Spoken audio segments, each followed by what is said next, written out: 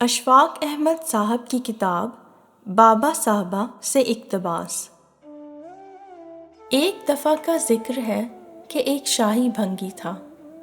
ایک دن جب وہ شاہی محل کی صفائی کے لیے گیا تو اتفاقاً اس کی نظر شہزادی پر پڑ گئی اور وہ بھنگی ہزار جان سے اس پر فریفتہ ہو گیا، مگر اپنے کمینہ پن اور شہزادی کی عالی مرتبہ کو دیکھ کر سوچنے لگا کہ یہ وصل تو ناممکن ہے۔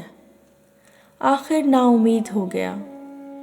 مرض عشق نے جب غلبہ کیا تو بہت ہی بیمار ہو گیا، اور پھر بجائے بھنگی کے اس بھنگی کی عورت صفائی کرنے جانے لگی۔ کشش دل کا اثر مشہور ہے، شہزادی کے دل میں بھی اس کا اثر ہوا۔ کچھ عرصے کے بعد اس بھنگی کی عورت سے شہزادی کہنے لگی کہ اب تیرا خاوند کیوں نہیں آتا؟ اس نے کہا وہ بیمار ہے۔ شہزادی نے کہا ہم شاہی طبیب اس کے معالجے کے واسطے بھیج دیں، اس کو کیا بیماری ہے؟ بھنگن شہزادی کا یہ سوال سن کر خاموش ہو رہی، لیکن جب شہزادی نے بہت اصرار کیا اور بھنگن کو سخت دھمکی دی کہ بتلا اس کو کیا بیماری ہے، تو بھنگن نے ہاتھ باندھ کر عرض کی کہ حضور اگر جان کی امان ملے تو عرض کروں۔ شہزادی نے امان دی تو اس نے کہا حضور اصل بات تو یہ ہے کہ بیماری اس سے کچھ نہیں۔ جب سے حضور کو دیکھ کر گیا ہے وہ آپ کا عاشق ہو گیا ہے، لیکن اب چونکہ دوبارہ دیدار ممکن نہیں، اس لیے غم سے لاچار ہو کر قریب المرگ ہو گیا ہے اور چند ہی روز میں اس دنیا سے کوچ کیا چاہتا ہے۔ شہزادی نے کہا یہ اختیاری بات نہیں، لیکن اگر میرے دیکھنے سے اس کی جان بچ جائے تو میرا کوئی نقصان نہیں، مگر مشکل یہ ہے کہ میرا مرتبہ مجھے اس کے سامنے آنے سے مانع ہے، کیونکہ اس سے میری، بادشاہ سلامت کی اور ساری سلطنت کی بدنامی ہوگی۔ البتہ ایک ترکیب بتاتی ہوں، اگر وہ اس پر عمل کرے تو شاید مجھے دیکھ سکے اور اس کی جان بچ جائے۔ بھنگن نے ہاتھ باندھ کر کہا آپ کا کہا سر آنکھوں پر، جو آپ فرمائیں گی وہی ہماری زندگی کا کارن بن جائے گا۔ شہزادی بولی ترکیب یہ ہے کہ وہ فقیرانہ شکل بنا کر دریا کے کنارے بیٹھ جائے اور رات کو تو اسے روٹی وغیرہ کھلا دیا کر۔ وہ تمام دن اللہ تعالیٰ کا نام لیتا رہے اور آنکھیں بند کر کے اللہ اللہ کرتا رہے اور کسی طرح کا خیال اپنے دل میں نہ رکھے، بس ایک ہی طرف لو لگا کر بیٹھا رہے۔ اگر کوئی اس کو نقدی یا کھانے کی کوئی چیز نظر کرے تو ہرگز نہ لے۔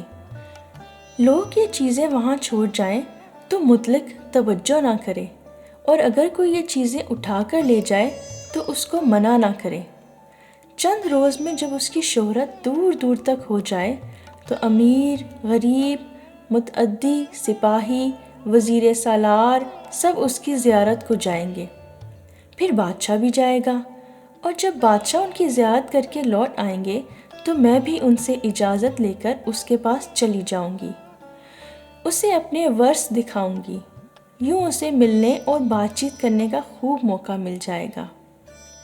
بھنگن نے ہاتھ جوڑ کر اور سیس نوا کر شہزادی کا شکریہ ادا کیا اور گھر آ کر یہ بات بھنگی کو سنائی۔ بھنگی کی ویران دنیا میں بہار آ گئی۔ اسی وقت ایک بوریا اٹھا کر دریا کنارے جا بیٹھا اور نام خدا میں مشغول ہو گیا۔ پھر ایسی حالت بنا لی کہ اگر کوئی نظر دیتا تو اس کی طرف توجہ نہ کرتا، اور جو کوئی رکھ جاتا اور دوسرا اٹھا لے جاتا تو اسے منع نہ کرتا۔ رفتہ رفتہ عام شہر میں اس کی شہرت ہو گئی، لوگ اس کے پاس آنے لگے اور نظریں وغیرہ بھی لانے لگے، مگر اس نے کسی کی طرف دھیان نہ کیا اور اللہ اللہ کرتا رہا۔ ہوتے ہوتے یہ خبر بادشاہ تک جا پہنچی۔ بادشاہ نے اپنے وزیر کو اس کا حال دریافت کرنے کے لیے روانہ کیا کہ کیا واقعی وہ فقیر سچا ہے اور دنیا سے بے تعلق ہے۔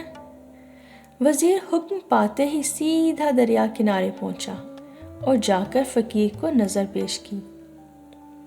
اس نے کچھ توجہ نہ کی، نہ اس کی طرف دیکھا، نہ اس سے کوئی بات کی، بس اسی طرح آنکھیں موندے اللہ سے لو لگائے بیٹھا رہا۔ وزیر نے یہ حال بادشاہ کو سنایا کہ واقعی اس کا رنگ ایسا ہی ہے کہ دنیا کی کچھ پرواہ نہیں کرتا، لوگوں کی بات کا جواب نہیں دیتا، ذات میں گم بیٹھا ہوا ہے۔ اگلے روز بادشاہ خود گیا، نظر و نیاز دی، سلام کیا، لیکن فقیر ملتفت نہ ہوا، اسی طرح بیٹھا جاب کرتا رہا۔ رات کو شہزادی نے پوچھا، سنا ہے آج آپ کسی فقیر کے پاس تشریف لے گئے تھے، اس کو کیسا پایا؟ بادشاہ نے کہا، وہ فقیر بہت ہی سچا اور دنیا سے بالکل بے تعلق ہے، کوئی مادی یا دنیاوی غرض اس کو چھو تک نہیں گئی۔ ہمیں فخر ہے کہ ہماری مملکت میں اللہ کے کسی نیک بندے نے قیام فرمایا اور ہماری عزت افزائی کی۔ شہزادی نے عرض کیا، اگر آپ اجازت دیں تو کیا میں بھی اس کی زیارت نہ کر لوں؟ بادشاہ نے کہا، بالکل ٹھیک ہے، جب دل چاہے ان کو سلام کرانا اور ان کی خدمت میں کوئی نظر بھی لے جانا، شاید تمہاری نظر ہی قبول کر لیں۔ شہزادی نے اس کی عورت بھنگن کو بلا کر کہا کہ اس سے کہہ دینا کہ میں کل صبح آؤں گی اور اپنے دیدار کی شربت سے تم کو سیر کر دوں گی۔ کل تمہاری برسوں کی دلی مراد بر آئے گی اور حسرت دیدار پوری ہو جائے گی۔ اس بھنگن نے جا کر اپنے گھر والے کو یہ مزدہ سنایا کہ جس کے لیے تو کئی سال سے بحروب بھر کر بیٹھا ہے، وہ خود چل کر تیرے پاس آ رہی ہے اور تیرے سامنے بیٹھ کر اپنا موہنا مکھڑا خود تجھ کو دکھلا رہی ہے۔ بھنگی خوشی کی یہ خبر سن کر تڑپ کر گرا اور بے ہوش ہو گیا۔ جب ہوش میں آیا تو دل پر ہاتھ رکھ کر بیٹھ گیا اور سوچنے لگا، میں نے یہ کام آج تک جھوٹ موٹ محض ایک نفسانی غرض کے لیے کیا تھا اور اس کا ایسا مثبت نتیجہ سامنے آ گیا۔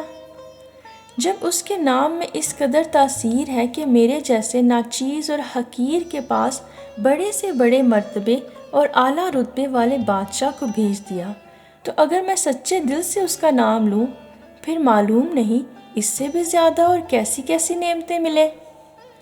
اس خیال کے آتے ہی وہ زار زار رونے لگا اور اپنے پہلے ارادے سے نہایت عاجزی کے ساتھ توبہ کر کے اس نے دعا کی، اے خداوندہ، مجھے اپنا دیدار دکھا دے۔ جب تیرے نام میں اتنا اثر ہے کہ بادشاہ اور وزیر اور شہر کے امراء و رئیساں میرے بوریے پر آنے لگے، تو خبر نہیں تو خود کس قدر سوہنا ہوگا۔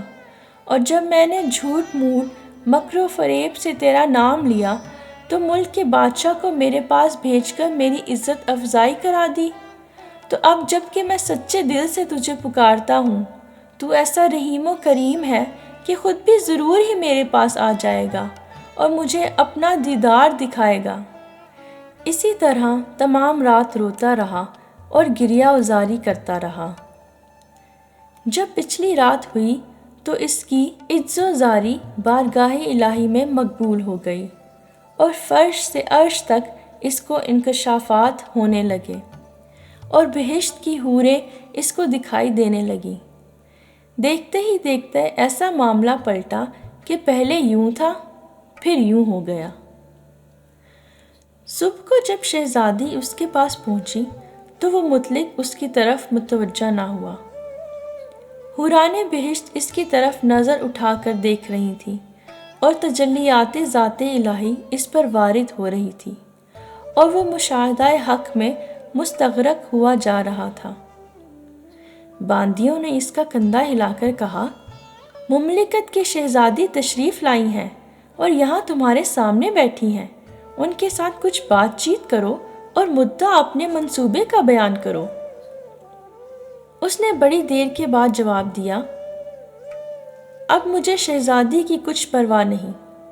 شہزادی سے ہزارہا درجہ حسین و جمیل حور اس وقت میرے سامنے ہاتھ باندھے کھڑی ہے اور میں محو نظارہ آرام سے اس حسن لافانی سے لطف اندوز ہو رہا ہوں۔ شہزادی نے یہ سن کر کھینچ کر ایک تماچا اس کے منہ پر مارا اور کہا، بے وفا، بے ایمان، تیری مشت تو میں ہوں اور تو حوروں اور بہشت کے تماشے میں مشغول ہوا بیٹھا ہے۔ خود تو وہاں تک چلا گیا اور میں یہیں رہ گئی۔ مجھ کو بھی تو اپنے ساتھ یہ تماشے دکھلا اور مجھے بھی اس دنیا کی سیر کرا۔ اس نے شہزادی کی بات کا کوئی جواب نہ دیا اور اسی طرح بیٹھے بیٹھے واصل بحق ہو گیا۔ وہ بد نصیب شہزادی روتی پیٹتی اپنی باندیوں اور کنیزوں کے جھرمٹ میں واپس محل کو روانہ ہو گئی۔ سو اللہ کا نام لینا ہر طرح سے فائدہ ہی فائدہ رکھتا ہے، چاہے جھوٹ ہو چاہے سچ۔ اس کام میں کبھی جھوٹا بھی سچا ہو جاتا ہے۔ جھوٹے کھیڈوں سچا ہو، سچا تے کوئی ورلا ہی ہو۔ ورلا یعنی کہ نایاب۔